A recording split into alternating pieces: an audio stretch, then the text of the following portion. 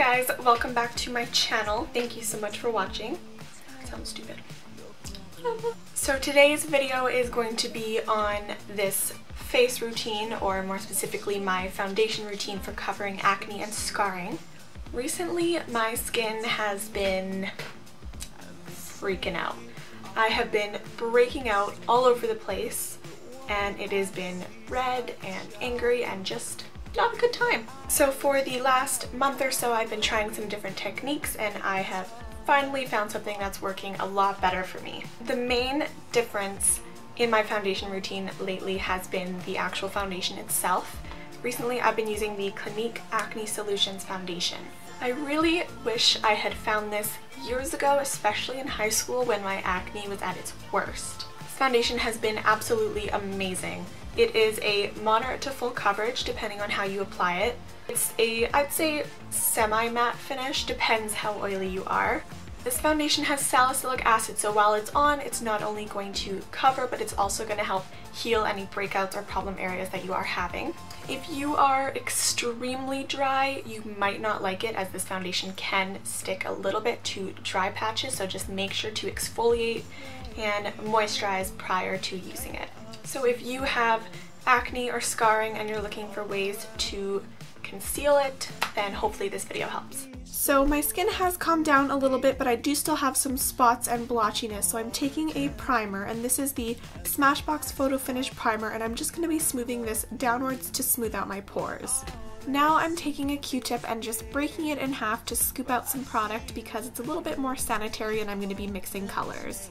And I'm going to be using two shades here to mix to get a more accurate color that matches my skin tone. And I'm just putting it on the back of my hand so that I can mix them together. This product can be quite stiff, so I definitely like to warm it up with my fingers so that it applies a lot nicer. And I'm just going to be putting this on my problem areas and then lightly blending it with my fingers. I'm just using light dabbing motions to warm up the product and blend it more into my skin. Using a concealer that is a little bit more yellow or green tone will help to counteract any redness that you might have in your skin. Next, I'm going in with the Sigma F80 Flat Kabuki. This is a foundation brush, but I'm just using it to push the concealer into my skin and blend the edges out a bit. Now I'm going in with that Clinique Acne Solutions foundation. This is in shade 2, and I'm just using my fingertips to apply it initially, then warming up the product before I go in with that same Sigma F80 Kabuki brush to start blending and buffing it out. Typically I like a beauty blender, but for a bit more coverage I opt for a brush like this. With this foundation I like to apply small amounts first and then slowly build it up as needed, just to avoid any unnecessary cakiness. I do want to conceal my acne and imperfections, but I also want it to still look natural, so this technique and foundation is going to give you coverage while still looking more natural and more like your own skin. And then I'm just adding a little bit more where I feel I need the extra coverage. To blend that out, I'm going again with the same brush, but I'm just pushing the product into my skin more so than buffing it out. And that's my way of showing you that I desperately need under eye concealer, so I'm going in with the Nars Radiant Creamy Concealer in a more subtle upside down triangle motion and then blending it out with my fingers. My under eye area can be very dry, so I find the warmth of my fingers really helps to make that product blend so much better. Then I'm taking my Beauty Blender to just blend out those lines. Beauty Blender is my favorite to use when blending out under eye makeup, just because it gives the most natural, soft look and it doesn't accentuate any fine lines or anything like that. I'm also taking it just along the corners of my nose, my chin, and a little bit on my forehead to brighten up the rest of my face and again counteract any redness that might be peeking through. Next I'm going in with the Anastasia Beverly Hills Contour Kit in the Banana shade, and I'm using this just on a smaller, fluffier brush to set my under eye area. I definitely need to set it as I always get creasing. For the rest of my face, I'm taking the Cover FX Illuminating Setting Powder on a big fluffy brush, and I'm just lightly pressing this against my skin to set it. Now I'm taking Fawn from the Contour Kit again. This is just to bring some dimension back into my face. Contouring is a must for me. I feel naked if I have not contoured. And this is the MAC 109 brush. Then I'm just taking my Beauty Blender to soften out the lines just to make sure it's all nice and blended. I'm also bringing that contour down the sides of my nose, a tiny bit on the tip and along the bridge because, well, I have a big nose and it's crooked and I want to fix that.